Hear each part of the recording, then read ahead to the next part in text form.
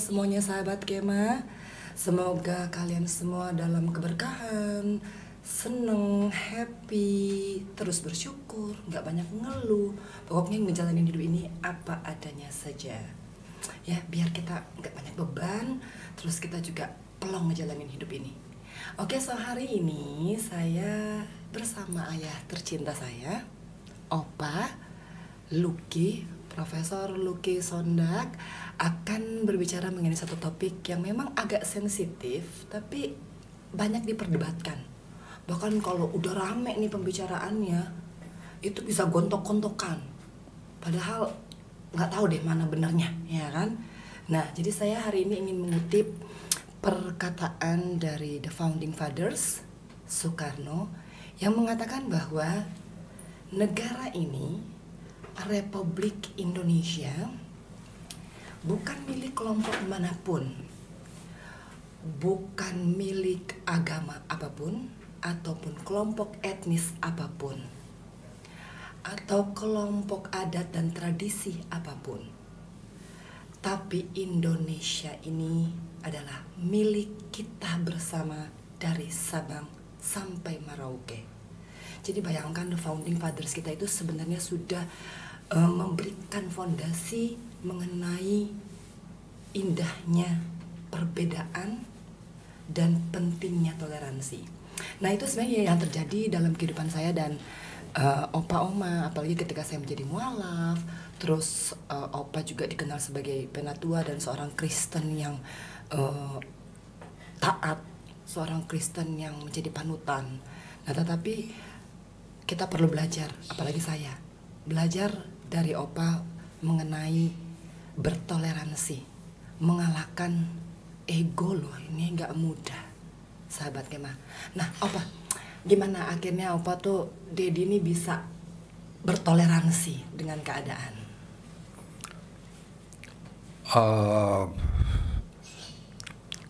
Toleransi dan kerukunan itu sangat esensial bagi keberlanjutan. Toleransi dan kerukunan itu sangat penting untuk sustainability daripada NKRI. Tapi keberadaan Indonesia itu yang terdiri atas bermacam-macam suku, agama, ribuan pulau, itu mengandung potensi adanya perbedaan pandangan, perbedaan pendapat, perbedaan value adjustments, karena masing-masing agama, masing-masing suku mempunyai budaya sendiri, mempunyai pandangan-pandangan yang berbeda mengenai mana yang baik dan mana yang buruk, mengenai mana yang kita perlu lanjutkan dan tidak lanjutkan. Perbedaan-perbedaan ini kalau tidak dikelola dengan baik akan menimbulkan konflik yang bisa berujung pada gontok-gontokan dan bahkan perang. Kita sudah saksikan itu dalam sejarah perkembangan Indonesia ini, gimana perbedaan-perbedaan itu dapat menimbulkan perang seperti PRRI Permesta, DITII, dan sebagainya, yang akhirnya lari daripada strategi untuk capaian bersama. Oh, jadi maksudnya Dedi itu justru isu-isu ini sengaja digemboskan untuk menghalangi tujuan yang lebih besar tercapai. Iya, nah, ini dan itu digembar-gemborkan, malahan tanpa kita sadari itu dimanipulasi oleh pihak asing, ya, dengan memacu sentimen-sentimen suku dan memacu sentimen agama yang sebetulnya oleh Bung Karno itu sudah sangat hebat, yaitu mempersatukan seluruh pandangan dalam falsafah Pancasila. Ya, ingat itu Pancasila yang disetujui oleh perwakilan-perwakilan dari berbagai agama, ya, berbagai suku, berbagai ras, berbagai pandangan, berbagai kelompok intoleran, ya akhirnya setuju bahwa falsafah yang menjadi dasar negara kita ini untuk mencapai masyarakat yang adil dan makmur yaitu Pancasila, di mana semua kita berjuang, semua kita punya andil di dalam berdirinya dan keberlanjutan negara ini. Tapi ingat bahwa persatuan itu untuk satu tujuan yang lebih luhur. Nah, tapi kan jadi bicara Pancasila, mungkin sahabat Kema ada yang masih generasi zaman now itu kan, yang sudah mulai memudar. Oh ya, nah, betul. Jadi kalau dalam sehari-hari kayak sekarang ya, Dad, Angie sama Dedi beda agama. Dedi langsung digosipkan, dipakein kopiah, dibilang Dedi itu jadi mualaf. Nah, terus Angie dibilang Angie balik ke Kristen. Itu sebenarnya dalam kekinian ini bagaimana Dedi itu bisa memanage sehingga itu tidak menjadi satu perdebatan yang tanpa ujung. Nah, oleh sebab itu, walaupun isu toleransi sudah digembar-gemborkan, diamanahkan sejak Presiden Soekarno, tetapi sepertinya belum merayat. Nah, itu. Ini belum dipahami apa pengertian daripada toleransi dan apa harusnya toleransi sebagai syarat untuk tujuan yang lebih besar. Ini sepertinya belum banyak dipahami, terutama oleh generasi-generasi milenial dan hal ini makanya kita harus tahu bahwa negara ini hanya akan berlanjut kalau dalam satu kerukunan. Ya. Nah, ini kata kerukunan, damainya suatu perbedaan. Tapi kan Dad, itu nggak mudah. Kayak Dedi diberitain begitu pasti ada kelompok yang tersinggung. Jadi Dedi sebenarnya sama Angie fine-fine aja. Dedi itu bisa menerima Angie juga bisa menerima Dedi. Tapi perdebatan di luar itu kok jadi malah meruncing kepada ini Islam, ini Kristen, oh ini Buddha. Padahal kan itu bukan toleransi sesungguhnya ya. Nah, ini yang kita harus pahami sebetulnya apa pengertian toleransi.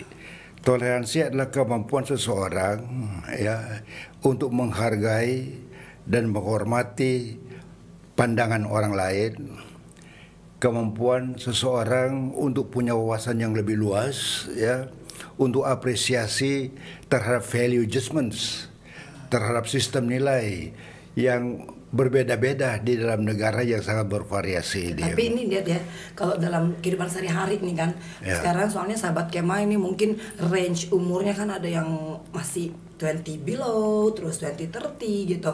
Dalam kehidupan sehari-hari bagaimana dia itu mentoleransikan Angie yang mualaf ya kan. Terus dalam banyak sekali perdebatan orang-orang dengar berita lah begini, dengar berita lah begitu. Sebenarnya aplikasi realnya tuh gimana? Jadi aplikasi itu belajarlah dari Sulawesi Utara, ya. Belajar dari Sulawesi Utara. Pada waktu konflik di Ambon terjadi, konflik itu mau menjalar ke Sulawesi Utara. Dan kalau itu menjalar akan terjadi perang saudara, ya. Akan terjadi perang antara sesama kita ya, yang berbeda agama, akan jadi perang di sana, bunuh-bunuhan. Dan waktu itu gubernur kita cukup bijaksana. Waktu itu Gubernur Mangindaan dihimbau seluruh masyarakat untuk menghayati pentingnya torang semua bersaudara. Ingat, kita ini semua bersaudara. Sekarang ini oleh Gubernur oleh Dondo Kambai, karena kita itu ciptaan Tuhan, kita itu manusia, kita harus menghormati sesama manusia. Kita harus menghormati sesama manusia yang mungkin berbeda agama, mungkin berbeda pandangan hidup, mungkin berbeda suku, mungkin berbeda pendidikan, mungkin berbeda warna kulit, tetapi namanya ini manusia ciptaan Tuhan, kita itulah sesama manusia. Itu meredam sampai konflik Ambon itu tidak sampai menjalar ke Sulawesi Utara. Tapi Dad, mungkin juga Dedi bisa menerima perbedaan dalam keluarga itu karena kan ketika Om Yoke menjadi gubernur, dia juga kan membangun Bukit Kasih sebagai lambang daripada perbedaan. Dan itu terus dihayati. Jadi falsafah torang sama saudara itu lebih dielaborasi oleh Om kamu, Om Yoke sebagai gubernur, oleh kakak saya dengan membangun Bukit Kasih di Desa Kanonang. Di Bukit Kasih itu ya kami mendirikan dari berbagai agama. Ada masjid berdampingan dengan gereja, berdampingan dengan Katolik, berdampingan dengan Konfusius, berdampingan dengan Hindu, dan semua orang bersiara ke sana maju, sehingga Bukit Kasih itu dinamakan objek wisata religius. Wah, ini. Oke, ya. Nah, itu kan sebenarnya semua sudah theoretically ada. Tapi ini kan penerapannya ke dalam kehidupan sehari-hari kayak Dedi kan pasti nggak gampang ketika orang lain bilang kok Angie begini, kok Angie begitu, kok Angie begini. Nah, itu kan nggak mudah gitu. Ya, kemampuan untuk toleransi itu memang tantangan berat. Tantangan berat. Karena dalam definisi toleransi juga adalah kemampuan seseorang untuk bisa berlanjut hidupnya dalam lingkungan yang sangat tidak menyenangkan, dalam lingkungan yang berbeda, ya. Jadi kemampuan seseorang untuk beradaptasi dengan sesuatu. Seperti Angie misalnya, lingkungan 10 tahun di penjara itu kan betapa sulitnya. Tapi Anda hebat. Dalam lingkungan yang sulit itu Anda punya high tolerance. Anda mempunyai kemampuan bertoleransi tinggi terhadap suasana di sana, terhadap mereka yang berbeda, terhadap cemoohan, terhadap kritikan, terhadap oppression. Papa juga begitu, ya. Aku bisa survive ini karena saya punya kemampuan adaptability, bersosialisasi dengan semua orang. Tapi memang kemampuan punya toleransi tinggi itu tergantung juga daripada education, ya. Nah, tergantung juga dari pendidikan. Kemampuan pengertian toleransi itu tentang pentingnya kerukunan dan sebagainya harus diajar sejak kecil, sejak dini, ya, mulai dari sekolah dasar. Jangan hanya oleh satu aliran saja diajarkan di sana. Di sana diajarkan persaudaraan, ya, indahnya persaudaraan. Seperti kemeja aku ini, ya, indah kan, walaupun dia berbeda, ya. Kamu ini kuning sih, ya. Warna-warni, ya, Kalau aku warna-warni, ada merah, ada coklat, karena the beauty of difference. Saya tahun 80-an itu ke Australia. Saya terlibat dalam penulisan buku. Judulnya apa? Unity in Diversity. Ya. Nah, tapi kan sekarang ini oke lah, level of education itu akan mempengaruhi tingkat toleransi seseorang. Nah, tapi kan kalau Dedi ini tidak hanya teori loh, tapi bener-bener pelaku aktif. Ketika Dedi diserang tuh, gimana sih Prof, anaknya kok begini? Nah, Dedi itu bisa bertoleransi, sementara Dedi lihat Angie mungkin pakai jilbab, ya kan? Pasti itu ada the agony gitu dalam perasaan itu kan. Ya, kalau kita baca komentar-komentar, ya, terima kasih juga untuk komentar-komentar yang masuk. Walaupun kita berusaha untuk tidak prejudice, tidak membahas mengenai agama ini yang paling benar, agama ini yang salah. Kita ingin semuanya itu tidak menjadi bahasan-bahasan yang akan membuat kita berdebat. Tapi karena sekarang ada Opa juga merasakan bagaimana the agony of accepting my daughter, which is I didn't want her to be like that. Di samping pendidikan, itu juga termasuk filosofi teologis kita. Aku beruntung, kekuatan aku juga disebabkan karena saya sangat menganut filosofi the power of love, kan. Karena cinta mengalahkan segala-galanya. Cinta mengalahkan perbedaan-perbedaan itu. Karena cinta tidak ada agama. Iya, apalagi kita lihat kalau kita agama itu soal keyakinan sendiri, ya. Jadi kalau Kristen itu mengklaim hanya dia yang benar, gimana dengan miliar orang Tionghoa apa mereka salah? Kenapa Tuhan ciptakan mereka juga? Apakah mereka harus atau mereka yang berbeda di Timur Tengah yang Islam, kalau hanya mereka yang benar, gimana dengan orang Kristen yang lain atau Yahudi dan lain? Jadi kalau Denny itu berpandangan bahwa akhirnya hubungan kita dengan Tuhan itu it's our faith, ya. Paham kita, ya, jadilah kepadamu sebagaimana yang engkau percaya dan hormatilah kepercayaan orang lain. Tidak boleh kita menghakimi. Kalau dalam filosofi kita itu penghakiman itu bukan hak kita. Berhentilah menghakimi sesama manusia. Penghakiman itu dari atas. Nanti dia yang menilai siapa yang benar, siapa yang salah. Saya nggak boleh bilang, saya makanya aku tolerir, punya toleransi yang tinggi terhadap itu karena pendidikan dan juga disebabkan karena pergaulan kita yang luas ya. Pergaulan kita kan di mana-mana dengan China dengan itu. Tapi bagaimana Dedi tuh menyikapi hoax? Misalkan kan sebenarnya kayak Angie juga nggak ada sedikit perasaan gimana ketika Dedi tuh dipakein kopiah. Ya aku bilang no needs to comment on any statement without facts. Tidak perlu kita berkomentar terhadap pernyataan-pernyataan yang tidak didasarkan pada fakta. Ya, aku dibilang mualaf, faktanya mana? Itu kita hanya jadi objek daripada media untuk mereka cari duit dengan mengeksploitir kita. Aku bilang cuek aja. Emangnya gua pikirin itu Gus Dur hebat itu. Emangnya gua pikirin terus aja kalian dengan hoax. Aku udah mualaf. Emangnya aku go to hell with your statement. Jadi memang, itu nggak benar. Jadi memang ketika hoax itu timbul perlu pengedukasian.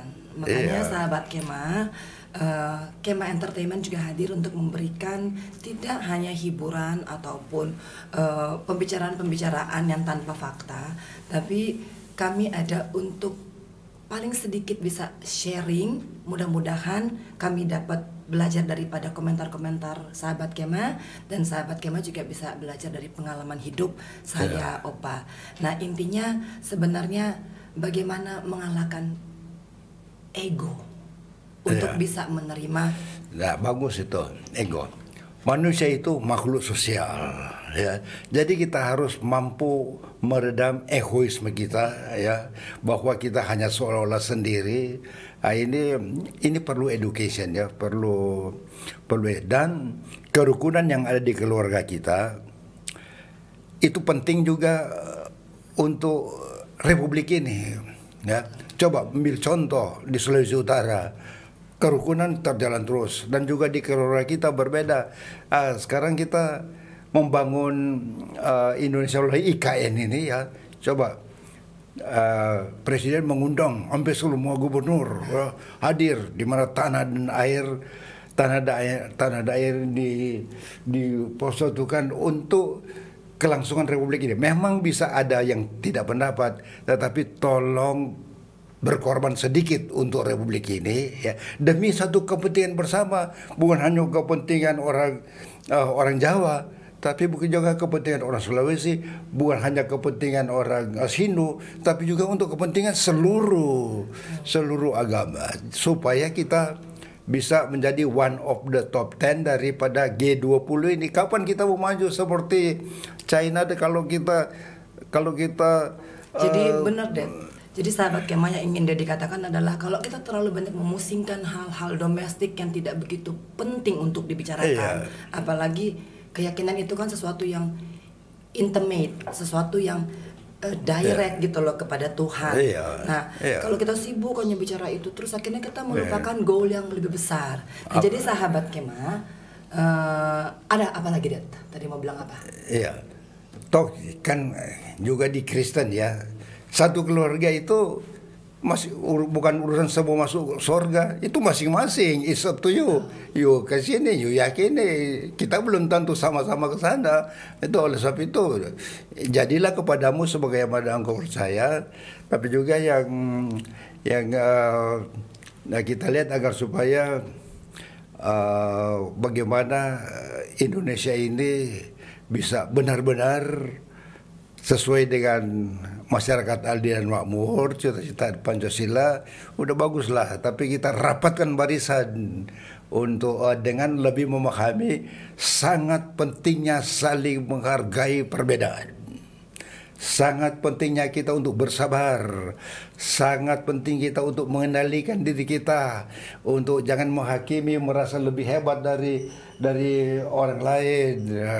Sangat penting itu. Saya memahami bahwa saya tidak boleh lebih baik daripada Angie atau sebagainya. Itu hanya Tuhan yang menilai. Jadi sahabat Kemah, perlu sahabat Kemah ketahui bahwa kadang-kadang Opa juga malah yang ngingatin aku, Angie udah sholat, gitu. Wah, aku agak surprise ya dengan statementnya apa seperti itu. Bagi aku di tengah gempuran banyak sekali pemberitaan kepada Dedi mengenai saya, tapi Dedi masih bisa menghargai itu. Saya dan Keanu kan kalau di meja makan suka baca doa, Dedi juga baca doa. Artinya saya melihat bahwa saya bersyukur mempunyai seorang ayah yang bisa mempunyai tingkat toleransi luar biasa, karena saya yakin hal ini tidak terjadi pada saya sendiri. Banyak juga yang di sana, di luar sana, yang mungkin karena perbedaan agama akhirnya sulit untuk bersatu. Nah, mudah-mudahan kehadiran saya dan Opa pada siang hari ini bisa memberikan sedikit pencerahan. Kami tidak sempurna karena kesempurnaan hanya milik Allah Subhanahu wa taala. Apabila ada salah-salah kata, saya dan Opa juga minta maaf. Intinya pesannya satu. Jadi aku baca aja ya akhirnya tentang berdasarkan arti toleransi dimaknai sebagai kemampuan setiap orang untuk bersabar dan menahan diri terhadap hal-hal yang tidak sejalan dengannya. Dengan adanya sikap toleransi, konflik dan perpecahan antar individu, kelompok tidak akan terjadi. Jadi kita ini akan damai dan sejahtera. Damailah bumi Indonesia ini. Nah, jadi itu sahabat Kemah, conclusion daripada Opa. Arti dari toleransi yaitu menahan ego dan bersabar. Dua kunci itu saja. Nah, baiklah sahabat Kemah, kita akan bertemu lagi di tayangan-tayangan selanjutnya. Mudah-mudahan perbedaan itu tidak menjadikan kita untuk pecah belah. Oke, shalom, assalamualaikum, salam sehat semua, kita bisa survive. Om santi-santi om, gitu ya. Pokoknya semua agama. Oke. Ya sahabat Kemah, jangan lupa di subscribe, di like, di komen, di Kemah Entertainment. Assalamualaikum.